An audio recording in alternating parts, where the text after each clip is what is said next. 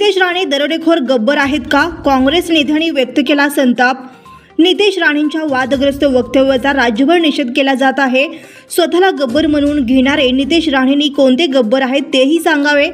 शोले सिनेमामधील गब्बर हा दरोडेखोर होता, तर भारतीय जनता पार्टीचे आमदार नितेश राणे हे दरोडेखोर आहेत का, असा सवाल काँग्रेसचे प्रदेश प्रवक्ते काकासाहेब कुलकर्णी यांनी उपस्थित केला आहे।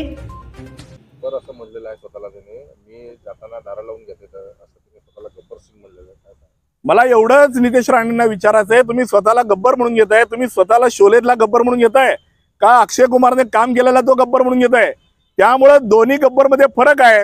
जुना गब्बर हा दरोडेखोर लुटारू गब्बर होता, नवीन गब्बर जो होता तो चांगलं घडवण्यासाठी वाईट काम करायचा। त्यामुळे निश्चितपणे दोन्ही गब्बर यांची इमेज या देशातली वाईट आहे।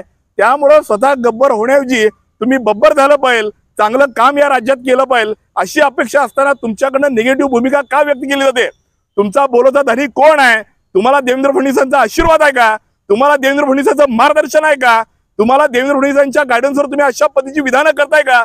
याचा खुलासा नितेश राणेंनी नाही तर देवेंद्र फडणवीसांनी या ठिकाणी केला पाहिजे।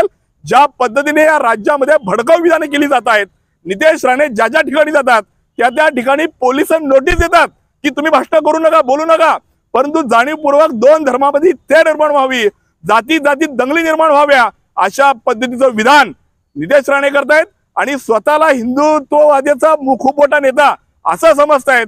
त्यामुळं हा देश संविधानावर चालणार आहे।